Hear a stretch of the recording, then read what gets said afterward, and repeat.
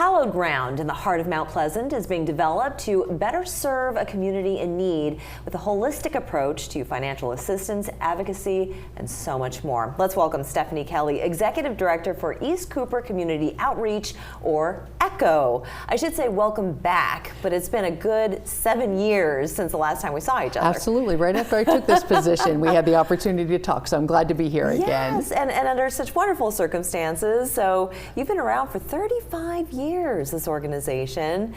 Tell us a little bit about its history and where it's headed. Sure. So the history is that we started as an emergency relief following the Hurricane Hugo that hit our area.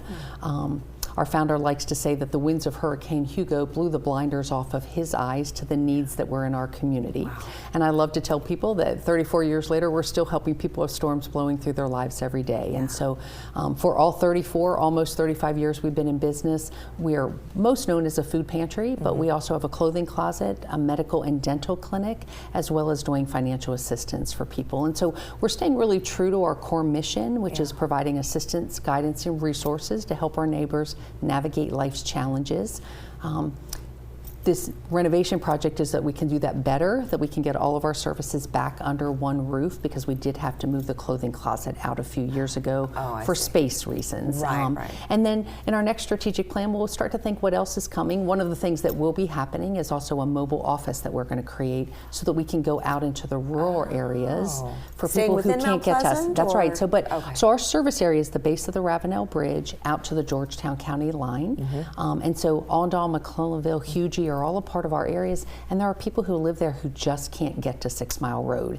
So we're going to find a way to take our services to them so that they can access, because they too are our neighbors. Yeah, well, absolutely. And I love that you brought your hard hat. Thank you. So this is increasing the space that you currently occupy in Mount Pleasant. That's right. So with that, how many more people do you hope to serve?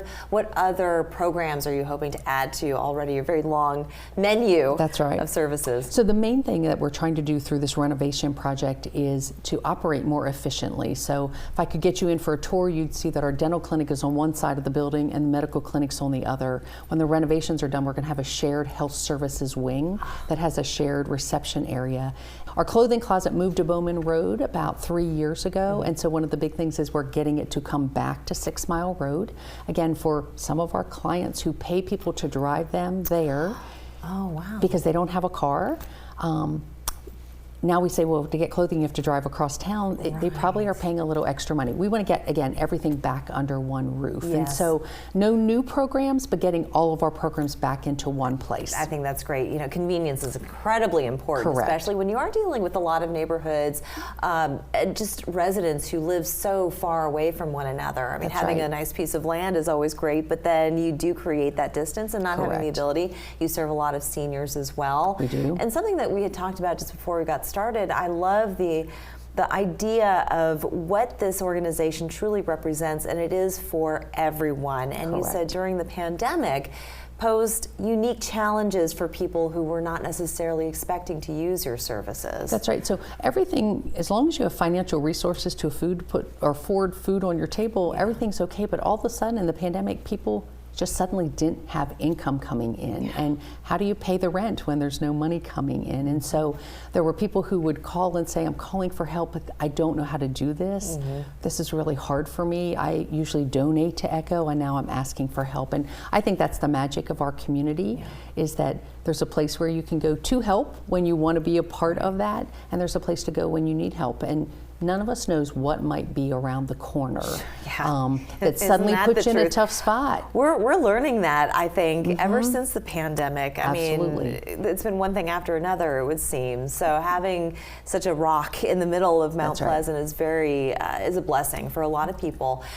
But of course, when you have so many people who are dipping into your resources, you still need people to be donating and to provide funding. So how do people do that? And thank you. So on our website, website at www.echocharleston.org. There's a real easy button that you can click to donate.